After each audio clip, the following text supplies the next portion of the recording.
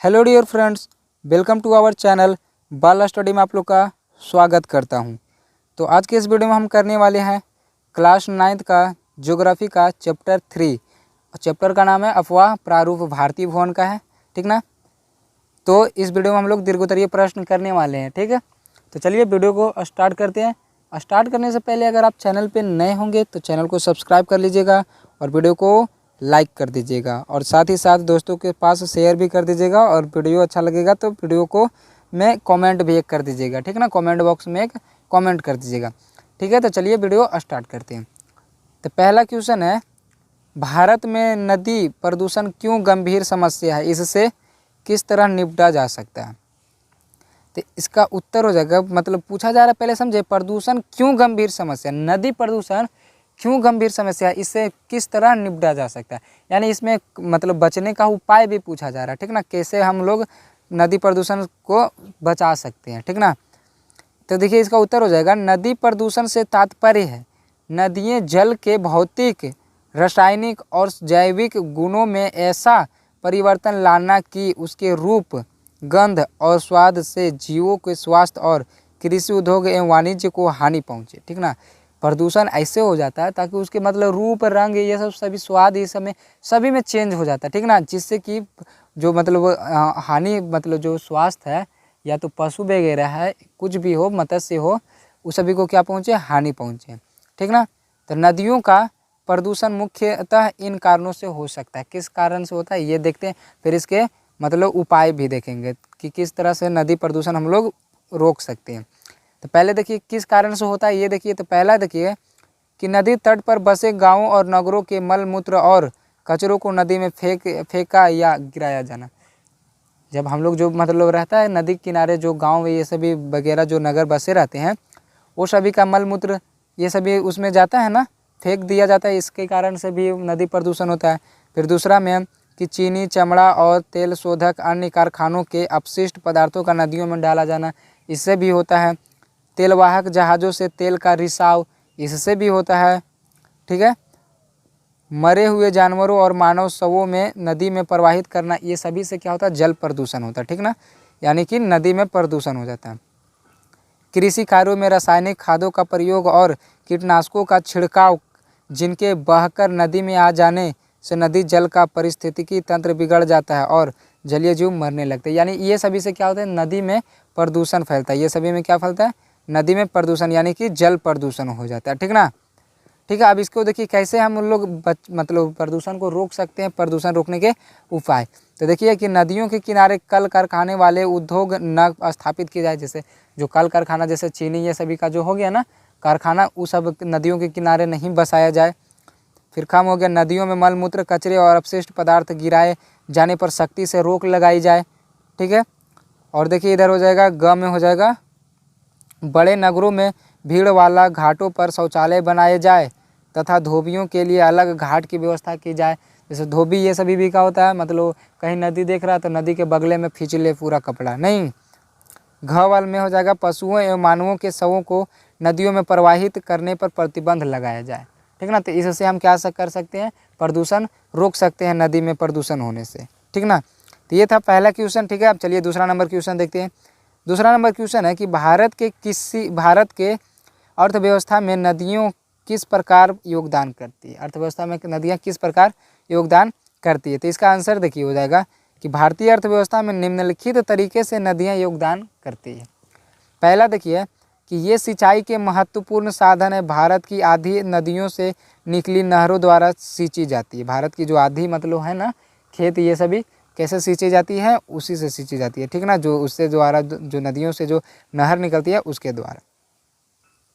ख में देखिए इसका हो जाएगा, ये बाढ़ के समय नई मिट्टियाँ बिछाकर मैदानी भाग में उर्वरा शक्ति बढ़ाती हैं। हाँ, जब बाढ़ आता है तो जब बाढ़ के साथ साथ क्या आता है, मिट्टी भी आता है। तो अब जहाँ मान के चलिए पानी जहाँ पे रुक गया वहाँ पर तो मिट्टी आ गया, तो ऊपरी मिट्टी आ गया, यानी न्यू मिट्टी ना उसको मिला, तो उससे क्या होता है, उर्वरा शक्ति भी बढ़ती है। ग में हो जाएगा, ये यातायात के साधन रही है। प्राचीन और मध्य युग में नदियों से ही अधिक व्यापार होता था। आज भी ब्रह्मपुत्र, गंगा और यमुना में दूर दूर तक स्टीमर चलते हैं, ठीक ना। इससे क्या होता है, यातायात भी होता है, ठीक ना। एक जगह से दूसरे जगह सामान ले जाया जाता है, ईजी होता है। जैसे रोड क्या है, रोड में टेढ़ा रहता है, नहीं रोड टेढ़ा है, ऐसे जाओ इधर से घूमो इधर, लेकिन नदी में ऐसा थोड़ा ना होता है, एकदम शॉर्टकट मारता है सीधे। यानी कि सबसे अच्छा अगर देखें यातायात वाला साधन तो जल यातायात है ना, जलीय यातायात है। इसका घ में देखिए हो जाएगा, ये जल विद्युत उत्पन्न कर रही है और जल शक्ति से संभावित भंडार है। हाँ, जल से क्या हो रहा है, विद्युत ऊर्जा का भी उत्पन्न हो रहा है, जो हम लोग के घर में जो लाइन आता है इसी से भी बनता है। ड़ में हो जाएगा, नदियों के मछलियाँ पकड़ी जाती है, मत्स्योद्यम बहुतों की आजीविका है। नदियाँ से क्या पकड़ी जाती है, मछली भी पकड़ी जाती है ना, तो ये हो गया अर्थव्यवस्था। इससे हम लोग का क्या हो रहा है, अर्थव्यवस्था यानी कि इनकम भी हो रहा है ये सभी से, ठीक ना। किस तरह नदी हम लोग को योगदान करती है, समझ गए ना। च में देखिए है, नदियाँ उद्योग केंद्रों और नगरों की स्थापना और विकास में मदद पहुंचाती है। जैसे स्वर्ण रेखा का जमशेदपुर के विकास में, हुगली का कोलकाता के विकास में, गंगा का वाराणसी और कानपुर के विकास में। नहीं, ये सभी क्या करता है, नदियाँ उद्योगों के विकास में भी मदद करती है, ठीक है। तो ये दूसरा का आंसर हो गया। तीसरा क्वेश्चन हम लोग देखते हैं, हिमालय की नदियाँ और प्रायद्वीपीय भारत की नदियाँ का तुलनात्मक अध्ययन प्रस्तुत करें, ठीक है ना। तो इसका देखिए उत्तर हो जाएगा, हिमालय एवं पठारी प्रदेश से निकलने वाली अथवा बहने वाली नदियों की प्रमुख विशेषताएं। हो सकता है कोई क्वेश्चन ज़्यादा लंबा हो जाता है, लेकिन लंबा ये न देखिएगा कि लंबा है, देखिए कि क्वेश्चन क्या पूछ रहा है। अब जो क्वेश्चन बोला जा रहा है उसका तो आंसर देना ही पड़ेगा ना। ये थोड़ा ना कि शॉर्टकट में निकालते हैं, हाँ जो मतलब शॉर्टकट में भी निकालते हैं, लेकिन जो शॉर्टकट निकालने लायक रहता है वो। तो इसका देखिए क में हो जाएगा, हिमालय क्षेत्र की नदियों में सालों भर पानी रहता है। जो हिमालय क्षेत्र की जो नदियाँ होती है ना, उसमें सालों भर पानी रहता है, क्योंकि इनके स्रोत हिमानी क्षेत्र है। हिमानी क्षेत्र यानी मतलब हो गया कि जो मतलब बर्फीली क्षेत्र है, ठीक ना, बर्फ वाला मतलब नदी रहता है। दूसरी ओर पठार नदियों का स्रोत बर्फीला क्षेत्र नहीं है, पठार जो है बर्फीला क्षेत्र नहीं है, इसलिए उसमें पानी नहीं रहता है। फिर भी सभी बड़ी नदियों में सालों भर जल प्रवाह होता है। इस प्रवाह का प्रमुख कारण है उनके झील, स्रोत या रास्ते में झरने का मिलना। पठार में भी सालों भर कहीं कहीं पानी मिलता है, क्या कारण है, क्योंकि मतलब उनके रास्ते में क्या मिल जाता है, झील मिल जाता है, झरने सब मिल जाते हैं, इसलिए। इसका देखिए ख में देखिए है, हिमालय स्रोत की नदियाँ लंबी है, जबकि पठारी प्रदेश की नदियाँ तुलनात्मक रूप से कम लंबी है। इसका मुख्य कारण स्रोत से मुहाने की दूरी। हिमालय स्रोत की नदियों का उद्गम स्थान समुद्र से नज़दीक है, समुद्र से क्या है, नज़दीक है, ठीक ना। अब चलिए इसका ग देखते हैं, हिमालय की नदियाँ बृहद बेसिन का निर्माण करती है। हिमालय की जो नदियाँ हैं ना, बृहद बेसिन का क्या करती है, निर्माण करती है। पठारी नदियाँ छोटी बेसिन बनाती है। पठारी जो नदियाँ है ना, छोटी बेसिन बनाती है, ठीक है। आई जो हिमालय की जो नदियाँ हैं बृहद बेसिन यानी कि बड़ा बेसिन बनाती है, और पठारी जो है छोटा बेसिन बनाती है। बृहद बेसिन बनाने के 3 मुख्य कारण हैं, नदियों के मार्ग का लंबा होना, बृहद समतल मैदानी भाग से गुजरना, तथा स्रोत क्षेत्र तुलनात्मक रूप से बड़ा होना। ये है बृहद का, ठीक ना।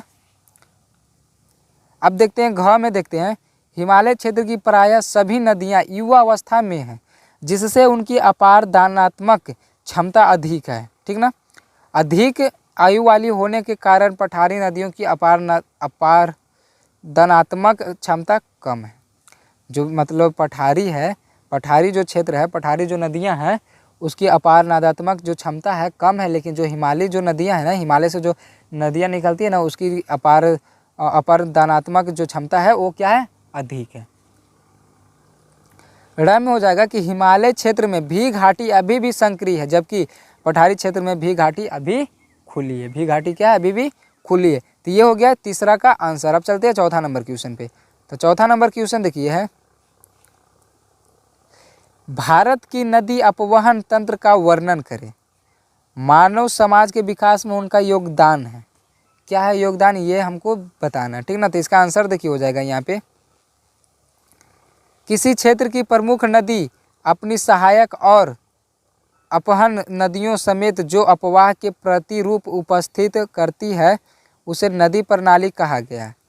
सामान्यतः नदी जिधर ढाल पाती है उधर बहने लगती है। ये तो आप लोग देखे ही होंगे कि जिधर ढलाव जैसा रहता है उधर ही नदी क्या होती है, बहने लगती है।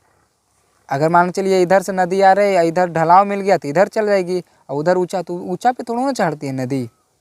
ये तो आप लोग का कॉमन सेंस उतना लगा सकते हैं। तो ढाल के अनुरूप गमन करने वाली नदी को अनुगामी नदी कहते हैं। जो ढाल के जो अनुरूप मतलब जिधर ढाल है उधर बहने लगती है, उस नदी को क्या कहते हैं? अनुगामी नदी कहते हैं। उस नदी को क्या कहते हैं? अनुगामी नदी कहते हैं। यहाँ ऐसे भी नदियाँ हैं जो ढाल के अनुरूप नहीं है। यहाँ कुछ ऐसे भी नदियाँ जो ढाल के अनुरूप नहीं है, यानी जिधर ढाल है उधर ना जाती है। घाटी निर्माण करती हुई वो पुरानी चट्टानों पर आरोपित हो चुकी है और पुरानी चट्टानों को काटने में लगी हुई है। चंबल और सोन ऐसी ही अध्यारोपित नदियों का उदाहरण है। भारत में ऐसी भी नदियां हैं जो पहाड़ के आर पार बहती हैं। वे उन पहाड़ों के निर्माण के पूर्व से बहती आ रही है। मतलब पहाड़ का निर्माण नहीं भी हुआ था ना, उससे पहले ही क्या वो नदियां क्या हो रही है? बह रही थी। सिंधु, सतलज और कोसी ऐसी ही पुरोगामी नदियों के उदाहरण है। नदियों की ये दो प्रणाली के उदाहरण है। देखिए जो है ना सतलज नदी है, कोसी नदी, ये सभी जो है ना पूर्वगामी नदियाँ, यानी कि मतलब जहाँ से ये पहाड़ पर से बहती है। पहले पहाड़ नहीं था, वहाँ से वो बह रही थी, लेकिन पहाड़ वहाँ पे अगर उठ भी गया ना, यानी पहाड़ वहाँ पे बन भी गया, फिर भी वो क्या कर रही है? वहीं से बन रही है। तो जो पहाड़ नहीं था और उससे पहले वो बह रही थी, उसको बोलते हैं क्या? पूर्वगामी नदियाँ। पूर्वगामी नदियाँ। नदियों की दो प्रणालियाँ ढाल से असंबद्ध है, अनुगामी है। अनुगामी नदियों के विभिन्न प्रारूपों देखने के लिए मिलते हैं। ठीक ना? थोड़ा ज़्यादा ये हो गया, नहीं देख लीजिएगा, इसको पढ़ लीजिएगा, ठीक ना? अब इतना पढ़ने लगेंगे तो थोड़ा ज़्यादा समय लग जाएगा। ऐसे भी देखिए इसका सब लिखा हुआ, तो आप लोग नोट कर लीजिएगा इसको, ठीक ना? ये देखिए पूरा दिखा दे रहे हैं। तो ये हो गया 5वां का आंसर। 6ठा नंबर क्वेश्चन देखिए। 6ठा नंबर क्वेश्चन है कि नदियाँ किस प्रकार मानव सभ्यता के जीवन रेखाएँ हैं? इसका उत्तर हो जाएगा नदी, यदि नदी नहीं हो तो कृषि कार्य शून्य हो जाए और जीवन रेखाएं समाप्त हो जाएगी। मानव सभ्यता की कल्पना नहीं कर सकते। नदियां सिंचाई के महत्वपूर्ण साधन है। ये बाढ़ के समय नई मिट्टियां बिछाकर मैदानी भाग में उर्वरा शक्ति बढ़ाती है। ये यातायात के साधन उपलब्ध कराती है। आज भी ब्रह्मपुत्र, गंगा और यमुना में दूर दूर तक स्टीमर चलते हैं। हम लोग पहले भी देख चुके हैं, नहीं? जो गंगा, यमुना और जो ये क्या गंगा, ब्रह्मपुत्र जो है, ये सभी में क्या अभी भी स्टीमर चलते हैं, यानी जहाज अभी भी चलते हैं। ये जल विद्युत ये उत्पन्न करता है, यानी कि ये ऊर्जा यानी कि लाइन को भी उत्पन्न करता है। जल शक्ति के संभावित भंडार है। नदियों में मछलियाँ पकड़ी जाती है। बहुतों को यह आजीविका के साधन है। नदियाँ उद्योग केंद्रों और नगरों की स्थापना और विकास में मदद पहुँचाते। ये था क्या? नदी से हम लोग मतलब मानव सभ्यता का किस प्रकार जीवन रेखाएं हैं, मतलब मानव का किस प्रकार जीवन रेखा चल रहा है नदी से। ये था इसका आंसर। तो ये भी हो गया ख़त्म, ठीक ना? इसका दीर्घ उत्तर ये भी खत्म हो गया। तो अब आएगा अगला चैप्टर 4 का जलवायु का क्वेश्चन आंसर, ठीक ना? तो आशा करते ये वीडियो आपको अच्छा लगा होगा। तो चैनल को सब्सक्राइब कर दीजिएगा और वीडियो को लाइक कर दीजिएगा और साथ ही साथ दोस्तों में शेयर भी कर दीजिएगा। और हाँ, एक कॉमेंट कर दीजिएगा अच्छा वाला, ठीक ना? या तो अगर कोई मतलब आपको नहीं अच्छा लगा होगा तो वो भी कर सकते हैं कि हाँ सर हमको अच्छा नहीं लगा, हमको समझ में नहीं आया। या तो समझ में आया तो वो भी कर सकते हैं, या ये भी कह सकते हैं कि सर पूरा डिटेल में बताइए, या तो ये भी कह सकते हैं कि सर ज़्यादा डिटेल हो गया, थोड़ा सा कम डिटेल करिए, टाइम कम लीजिए, या तो टाइम थोड़ा और लीजिए। यानी जो आपको इसमें डाउट लगा ना, जो आपको कमी नज़र में आ रहा है ना, वो आप बताइए, क्योंकि हमको पता नहीं चल रहा है कि हाँ कैसे क्या करें। जैसे आप लोग कमेंट करके बताइएगा तब ना हम समझेंगे कि अच्छा, यानी कि और डिटेल में बताना चाहिए, अच्छा कम टाइम देना चाहिए, समझे? तो ठीक है, मिलते हैं अगले वीडियो में। तब तक के लिए जय हिंद, जय भारत।